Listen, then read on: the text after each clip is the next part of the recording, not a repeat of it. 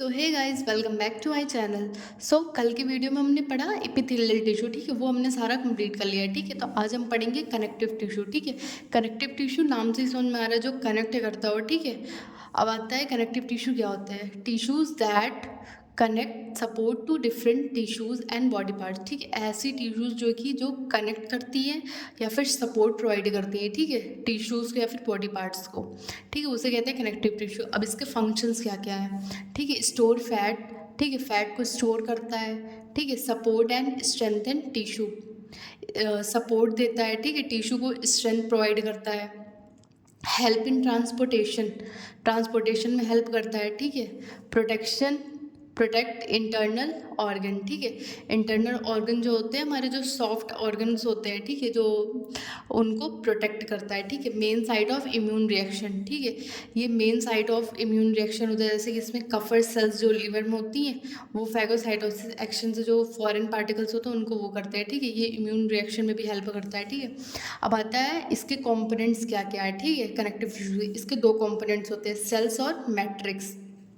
ठीक है, सेल्स में 6 टाइप्स की सेल्स आती हैं। ठीक है, इसमें पहला आता है फाइब्रोब्लास्ट। ठीक है, ये फाइब्रिनोजन जो होता है, ये मेनली किस में हेल्प करते हैं, जब हमें वुंड होता है या फिर कोई चोट लग जाती है। ठीक है, तो वहाँ पे जो फाइबर्स आने लगते हैं, वहाँ पे जो टिश्यू कलेक्ट होता है उसको हील करने के लिए। ठीक है, उसको ठीक करने के लिए वो होते हैं फाइब्रोब्लास्ट सेल्स। ठीक है, अब एडिपोसाइट सेल्स, एडिपोसाइट सेल्स जो होती हैं वो फैट सेल्स ही होती हैं। ठीक है, जो फैट को स्टोर करती हैं। ठीक है, अब आता है माइक्रोफेजेस, माइक्रोफेजेस जो होते हैं वो फैगोसाइटोसिस एक्शन करते हैं। ठीक है, अब आता है मास्ट सेल्स। ठीक है, मास्ट सेल्स जो होती है वो इन्फ्लेमेटरी एक्शन करता है। ठीक है, आईजीई। ठीक है, इसको प्रोड्यूस कराता है, हिस्टामिन को प्रोड्यूस करता है। इसके बाद फिर आता है डब्ल्यूबीसी। ठीक है, ये बहुत कॉमन डब्ल्यूबीसी पता है, वाइट ब्लड सेल, जो कि हमें एंटीबॉडी से, एंटीजन एंटीबॉडी जो रिएक्शन होता है ना, फॉरेन पार्टिकल अगर कोई आता है तो वो उसके ऊपर रिएक्ट करता है। अब प्लाज्मा क्या होता है। प्लाज्मा जो होता है हमारी बॉडी में जो है कि एंटीबॉडीज़ का वो प्रोडक्शन कराता है। ठीक है, सेक्रीट करता है एंटीबॉडीज़। अब आता है मैट्रिक्स। मैट्रिक्स क्या होता है, ये फिल्ड मैट्रिक्स कहाँ पे होता है, वो दो सेल्स के बीच में जो स्पेस होती है वहाँ पे फिलअप होता है। ठीक है, मैट्रिक्स। अब made up of ground substance and fibres. ठीक है, दो चीज़ों से मिलकर बना होता है, ग्राउंड सब्सटेंस एंड फाइबर। ठीक है, अब इसमें आता है collagen fibre, collagen fibre, elastic fibre, reticulate fibre. ठीक है, जो कोलेजन फाइबर होते हैं वो स्ट्रॉन्ग होते हैं। ठीक है, और जो इलास्टिक फाइबर होते हैं वो भी इलास्टिसिटी, मतलब इनकी यूनिक जो फंक्शन होता है, इलास्टिसिटी से ही समझ में इलास्टिसिटी से ही समझ में आ रहा है। ठीक है, स्ट्रेच होने की प्रॉपर्टी होती है इनमें। ठीक है, रेटिकुलेट जो तो वो स्ट्रेंथ प्रोवाइड करते हैं। ठीक है, अब देखते हैं हम क्लासिफिकेशन ऑफ कनेक्टिव टिश्यू। इसके 6 क्लासिफिकेशंस हैं। पहला है loose connective tissue, dense connective tissue, cartilage, bone, blood and lymph. ठीक है, आज हम ये तीनों पढ़ेंगे, और बोन, ब्लड और लिम्फ ये मैं कल की वीडियो में बताऊंगी। ठीक है, तो पहले देख लेते हैं लूज कनेक्टिव टिश्यू। इसमें जो है कि सेल्स ज़्यादा होते हैं। लूज कनेक्टिव मतलब ये कॉम्पैक्टली पैक्ड नहीं होते हैं। ठीक है, इसमें जो है कि सेल्स ज़्यादा होती है, फाइबर्स कम होते हैं। अगर फाइबर ज़्यादा होता है वो डेंस हो जाता है ना, वो बहुत ज़्यादा कंजस्टेड और कॉम्पैक्ट हो जाता है। ठीक है, तो ये लूज कनेक्टिव टिश्यू, इसमें सेल्स कम होते हैं, फाइबर्स ज़्यादा होते हैं। ठीक है, ये पॉइंट नोट करना। ठीक है, अब आता है लूज कनेक्टिव टिश्यू, ये 3 टाइप्स के होते हैं। इसमें आता है एरियोलर, एडिपोज एंड रेटिकुलेट। ठीक है, एरियोलर जो टिश्यू होता है, ठीक है, कनेक्टिव टिश्यू होता है, वो कहाँ प्रेजेंट होता है, ये पूरी बॉडी में हर जगह प्रेजेंट होता है। ठीक है, इसको पैकिंग मटेरियल के नाम से भी जानते हैं। ठीक है, अदर नेम जो होता है पैकिंग मटेरियल। ठीक है, अब ये क्या क्या कंसिस्ट करता है, it consist fibroblast, elastic and collagen. ठीक है, इसमें ये तीनों चीज़ें प्रेजेंट होती है। ठीक है, क्योंकि ये बॉडी के हर पार्ट में वहाँ पे पाया जाता है। ठीक है, तो हमारी बॉडी में हर जगह पे फाइब्रोब्लास्ट, इलास्टिक है ना, कोलेजन, तीनों चीज़ें पाई जाती हैं। ठीक है, अब आता है इसका लोकेशन, बीनीथ इपिडर्मिस। ठीक है, इपिडर्मिस लेयर के नीचे, जो हमारी स्किन की जो लेयर होती है, ठीक है, उसके नीचे पाया जाता है। और इपिथेलियल टिश्यूज़ में पाया जाता है, जहाँ जहाँ इपिथेलियल टिश्यूज़ हैं वहाँ वहाँ भी पाया जाता है। ठीक है, फंक्शन क्या होता है, ये स्ट्रेंथ प्रोवाइड करता है। ठीक है, एरियोलर टिश्यू। अब आता है adipose tissue, contains adipocyte cells. Adipocyte cells कौन सी थी, वो फैट सेल्स होती है, ठीक है। अब इसका फंक्शन क्या होता है, स्टोरेज ऑफ फैट, ठीक है, फैट को स्टोर करता है। एनर्जी रिजर्वायर होता है, मतलब एनर्जी यहाँ पे रिजर्व रहती है, ठीक है। अगर जैसे हम फास्टिंग के कंडीशन में हैं, ठीक है, अगर हम फास्टिंग पे हैं तो अगर हम खाना नहीं ले रहे हैं तो हमारा जो एनर्जी मिलती है वो हमारे फैट से मिलती है, ठीक है। जब हम कभी फास्टिंग पे होते हैं तो हम अगर हमारी जो एनर्जी आ रही है, ठीक है, हम खाना तो खा नहीं रहे, लेकिन जो हमारी एनर्जी आ रही है वो हमारे फैट से आती है, ठीक है। वो एनर्जी रिजर्वायर होते हैं और टेम्परेचर को भी रेगुलेट करता है, ठीक है। अब आता है रेटिकुलेट। रेटिकुलेट क्या होता है, ये थिन फाइबर्स होते हैं, ठीक है, serves as framework for lymphoid organ, ठीक है। ये लिम्फॉइड ऑर्गन के फ्रेमवर्क में हेल्प करता है, ठीक है। अब इसका फंक्शन क्या होता है, form stroma of liver, spleen and lymph node, ठीक है। स्ट्रोमा जो होता है वो कनेक्टिव नेटवर्क होता है, ठीक है, जो नेटवर्क फॉर्म करते हैं उसको बोलते हैं स्ट्रोमा, ठीक है। ये हो गया हमारा लूज कनेक्टिव टिश्यू के क्लासिफिकेशन। अब हम देखते हैं डेंस कनेक्टिव टिश्यू, ठीक है। डेंस कनेक्टिव टिश्यू में क्या होता है, लूज कनेक्टिव टिश्यू समझ आ रहा है, ठीक है, क्योंकि वो लूज होते हैं, कॉम्पैक्ट नहीं होते हैं, ठीक है। अब लेकिन जो डेंस कनेक्टिव टिश्यू होता है इसमें फाइबर्स ज़्यादा होते हैं, सेल्स कम होती है, ठीक है, फाइबर्स ज़्यादा होते हैं, सेल्स कम होती है। अब ये भी 3 टाइप्स के होते हैं। पहला तो डेंस रेगुलर।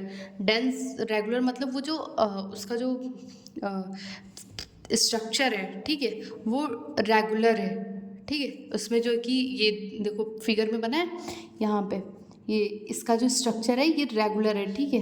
ये जो स्ट्रक्चर बन रखा है ये रेगुलर है, ठीक है। इसमें ये जो होते हैं ये सेल्स होती हैं, ठीक है। ये फाइबर्स जो है ना। अब ये क्या होता है, रेगुलर अटैचमेंट होता है इसका, ठीक है। लोकेशन कहाँ कहाँ होती है, लिगामेंट्स एंड टेंडन्स, ठीक है। लिगामेंट्स क्या होते हैं, जो बोन से बोन को ज्वाइन करते हैं, और टेंडन्स जो होती है वो मसल टू बोन, ठीक है, मसल को बोन से ज्वाइन करती है, ठीक है। अब आता है function, provide strong attachment between different structures, ठीक है। ये अटैचमेंट प्रोवाइड करता है, ठीक है, स्ट्रॉन्ग अटैचमेंट। जैसे डेंस अगर है तो जैसे हमारी बॉडी में भी जो अटैचमेंट या फिर जो जॉइंट्स हैं वहाँ पे ये पाए जाते हैं, ठीक है। अब डेंस इरेगुलर, ठीक है, डेंस रेगुलर में रेगुलर अटैचमेंट है, डेंस इरेगुलर में इरेगुलर अटैचमेंट है ये, ठीक है। अब आता है फंक्शन, इसका क्या है, great tensile strength that resist pulling force, ठीक है। ये जो क्या करता है, ये प्रोवाइड करता है स्ट्रेंथ, लेकिन जो कि पुलिंग जैसे ज़्यादा खींचना नहीं है, ठीक है, ज़्यादा खींचने को वो रेजिस्ट करता है, ठीक है।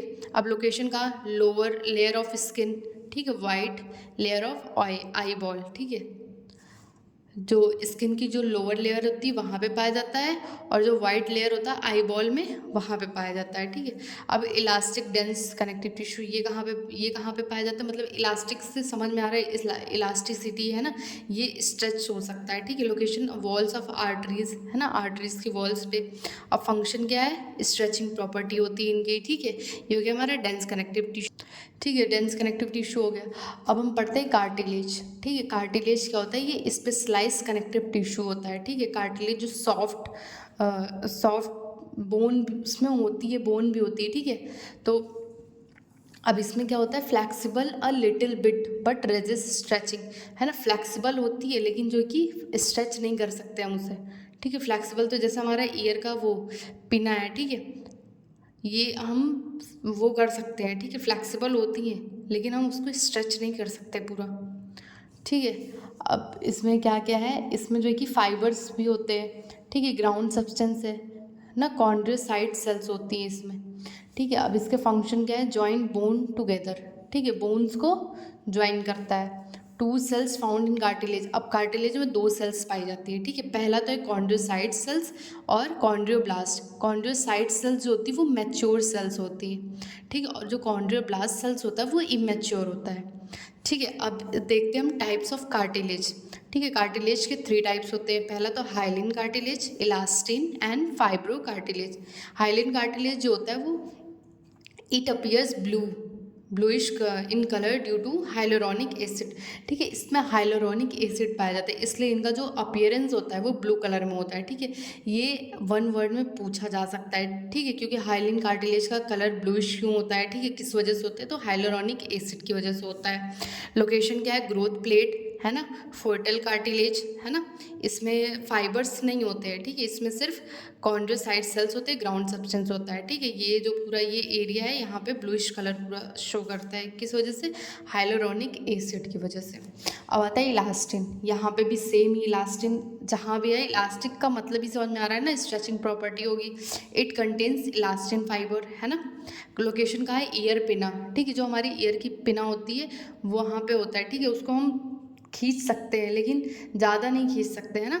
वहाँ पे नोज टिप, है ना, हमारे नोज़ पे एपिग्लॉटिस, है ना, इसमें भी फाइबर होती है, इलास्टिन फाइबर होते हैं, ठीक है। अब आता है fibro cartilage, it have collagen bundle, ठीक है, कोलेजन का बंडल होता है, ये जो है ये सब कोलेजन बंडल है ना।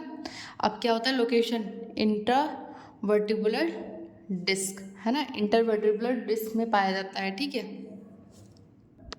ठीक है, ये हमारे हो गए कार्टिलेज, ठीक है। इंटरवर्टिब्रल डिस्क में क्या पाया जाता है, फाइब्रो कार्टिलेज, है ना। यहाँ पे जो है कि ये बंडल शेप्ड के ये पाए जा रहे हैं, ठीक है। फाइबर्स जो होते हैं वो बंडल शेप्ड के हैं, ठीक है। तो ये हमारा हो गया कार्टिलेज। अब हम कल पढ़ेंगे ब्लड, ठीक है। ब्लड थोड़ा सा ब्रॉड में पढ़ाऊँगी क्योंकि ब्लड से क्वेश्चन भी आते हैं और जो है कि ब्लड इम्पॉर्टेंट भी है, ठीक है, आगे के लिए भी इम्पॉर्टेंट है, ठीक है। ब्लड का पूरा अच्छे से कल मैं एक वीडियो अपलोड करूँगी, ठीक है। ये हो गया हमारा कार्टिलेज एंड ब्लड, लिम्फ और जो भी बचा है वो सारा मैं कल की क्लास में वो कर दूँगी, ठीक है। Okay, thanks for watching.